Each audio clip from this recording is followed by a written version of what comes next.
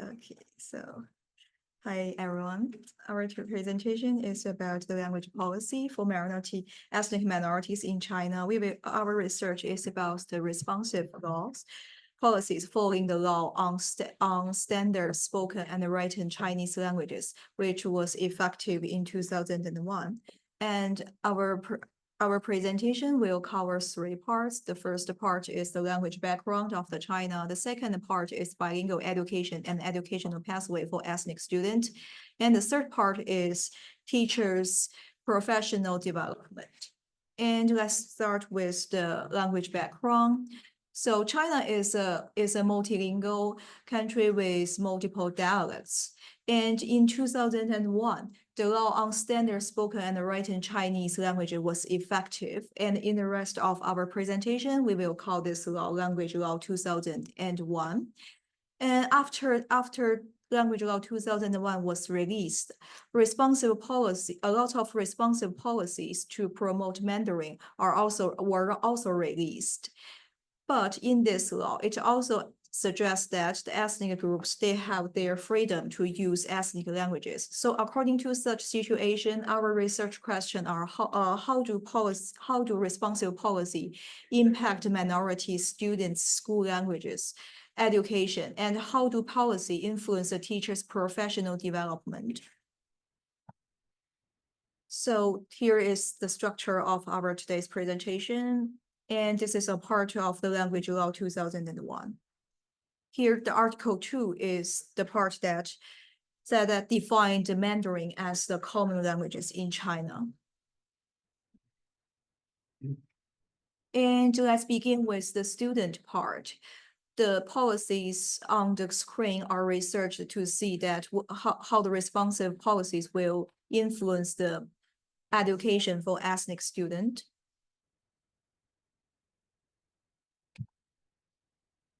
And following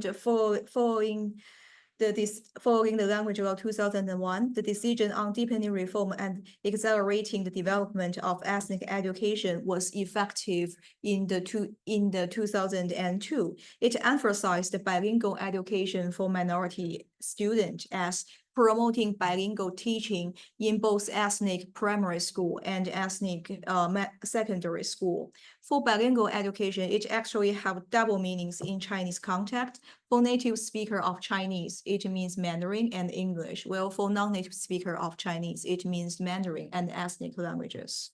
And according to the decision in 2002, the Chinese teaching curriculum is used as the reference for school Mandarin subject, which also define Chinese as the communicative tool and the fundamental subject in the school.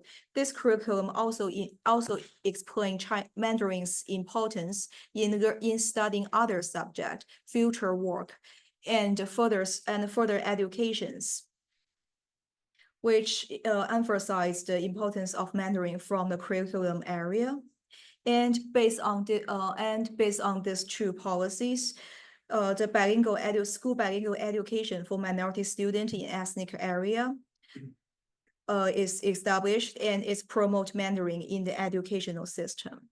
Except bilingual education, the responsive policy also established the educational pathway to assess Mandarin proficiency and provide minority students with the preparatory class to enter the college. The Chinese efficiency test for ethnic minorities, the MHK test, effective in 2003.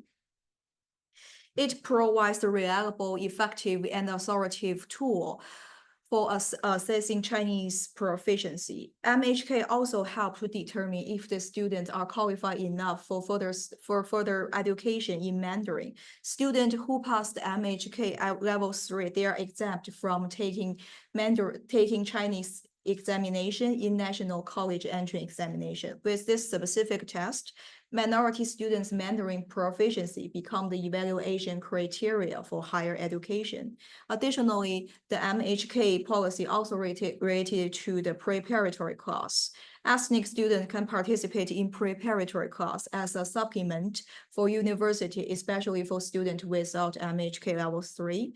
The policy of preparatory class and ethnic class supports the ethnic student to have the opportunity to study in university. According to this document, preparatory class and ethnic class both have admission with lower scores for ethnic student in national college entrance examinations. And in the preparatory class, the Chinese or the Mandarin is still a fundamental subject, and MHK level 3 is one of the standard for completion of preparatory class, which suggests Mandarin both as the necessary entry requirement for our higher education and the communicative languages in academia. And in conclusion, based on the policy document mentioned, a pathway for ethnic minority students to enter higher education has been established. As a non-native speaker of Chinese, minority students, they begin to acquire Mandarin from the school education and get proficiency tests to get admitted to the higher education. And they will even have the preparatory class to ensure that they have sufficient Mandarin proficiency and other specialized ability to study in university. Within this pathway, the Mandarin is continually emphasized, tested, and finally become a vital admission criteria for our higher education, while the ethnic languages did not have the same level of the policy attention. This gives the Mandarin, rather than minority languages, a potential advantages in the areas of education. So now we are going to review another set of policies which emphasize on teacher training. So for policies facing in-service teachers, we selected these 5 documents. We could see the first one was published in 2004, which was quite close to the year of the language law.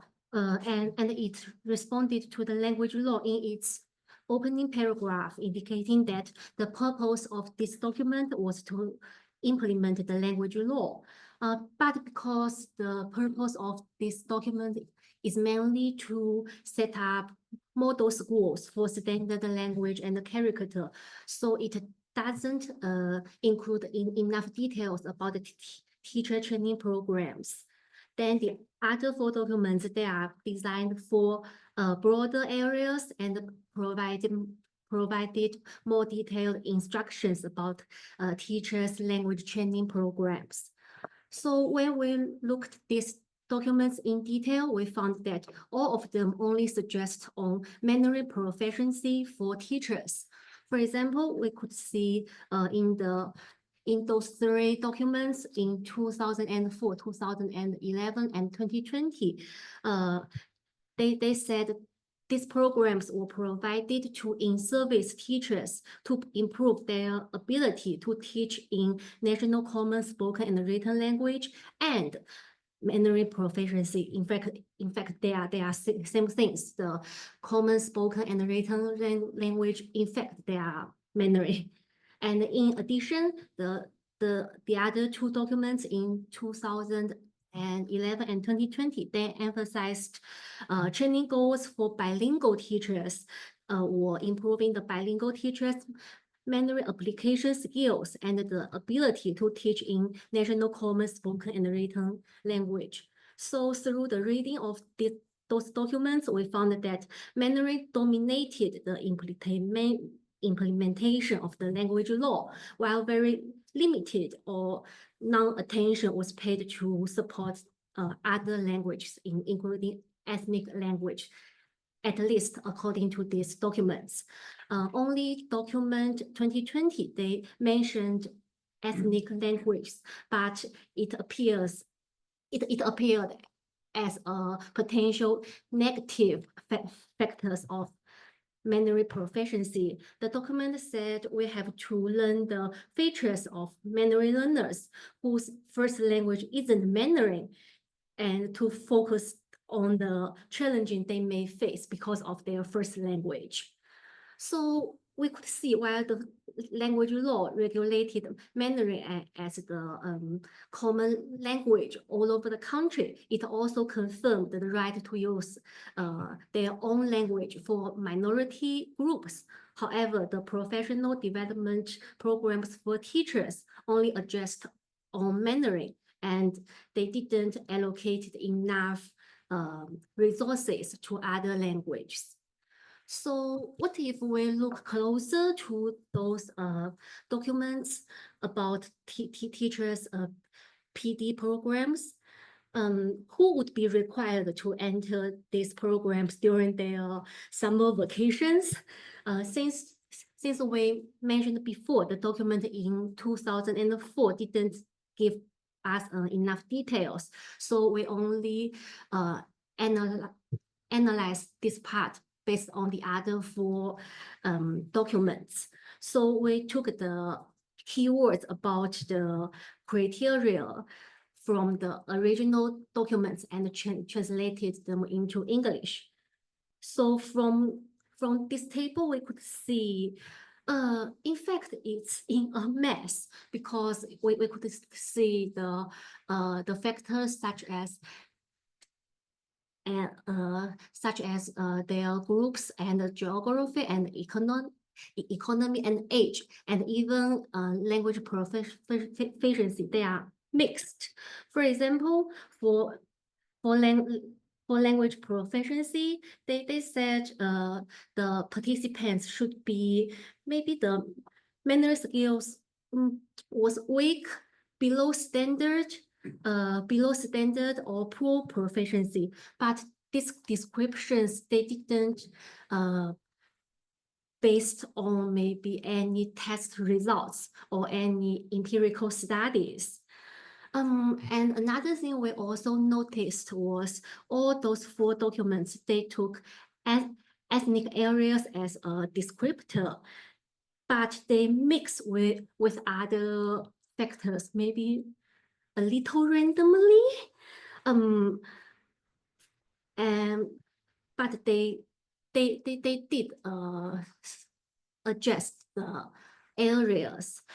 And the document 2011, they mentioned the specific names of the province known for ethnic populations, while the other three documents, they only mentioned relevant provinces and the religions. So maybe we have to guess which provinces they are trying to mention. And the documents didn't explain the criteria explicitly, but we could find ethnic areas that are important in their plan. And a little thing make a little weird is ethnic groups, they are connected to the keywords such as remote and poverty. There may be more ethnic groups, they are living in a certain area or a certain part of the country, and it may used to be remote and poor, but does them still to be remote and poor?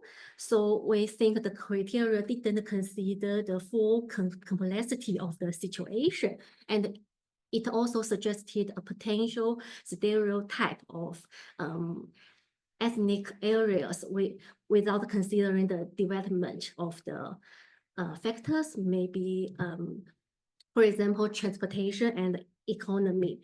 So above all, it's the overall picture of the PD programs for in-service teachers. So according to our research, even though from the policy level, both Mandarin and ethnic languages are valued, Mandarin matters particularly in both education for minority students in ethnic areas and professional development program for teachers. So for students' language education, Mandarin tests repeatedly to ensure student language proficiency, which is different from the situation of ethnic languages. Similarly, the teachers' training programs demonstrate Mandarin dominant reality allocated to support Mandarin promotion, in contrast to other languages or dialects.